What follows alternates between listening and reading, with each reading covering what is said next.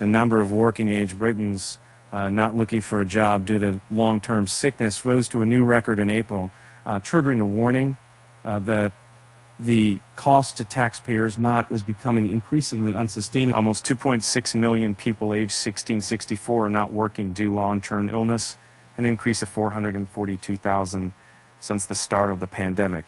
Figures from the Office for National Statistics show Tuesday the surge in those declaring conditions, ranging from musculoskeletal issues to mental health, has coincided with a huge rise in health-related benefits paid by the Treasury.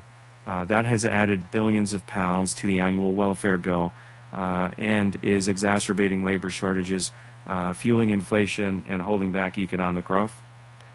This is a major spending control headache for government, and its connection to reduced workforce participation is worrying, said Samray Chowdhury, a research economist at the Institute for Fiscal Studies. And he said the soaring benefit bill was probably yet more evidence of an extraordinary deterioration in population health since before the pandemic.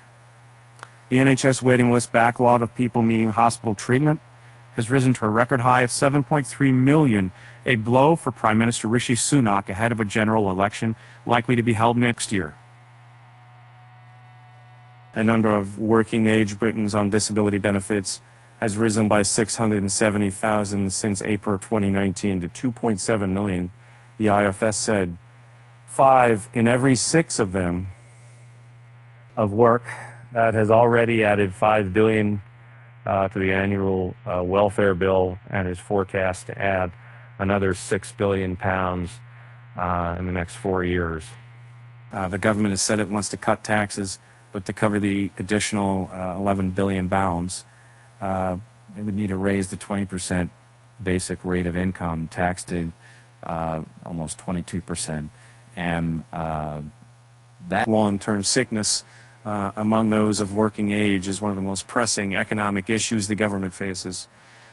Workforce participation has fallen more in the UK than any other age group of 7 nation, including the US, Germany, and France, and no comparable country has seen such a sharp rise in those claiming to be too ill to work. Job shortages are driving up wages and inflation, which is forcing the Bank of England to raise rates.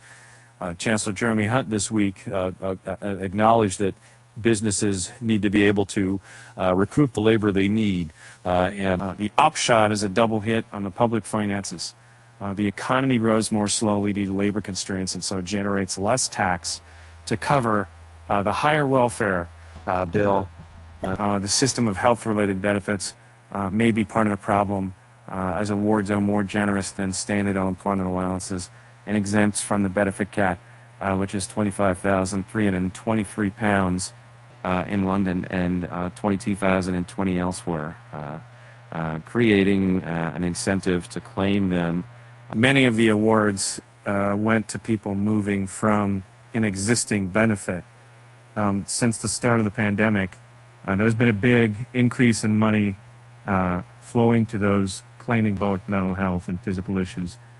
Citizens Advice, a charity that helps people in financial difficulty, has said personal independent payment, health, and disability claims is the single biggest issue it is facing. Jonathan Ashworth, work and pensions spokesman for the opposition Labour Party, said last week that rising numbers of people out of work with a health condition show that the SBI Tories are holding back the economy and driving up the benefits bill.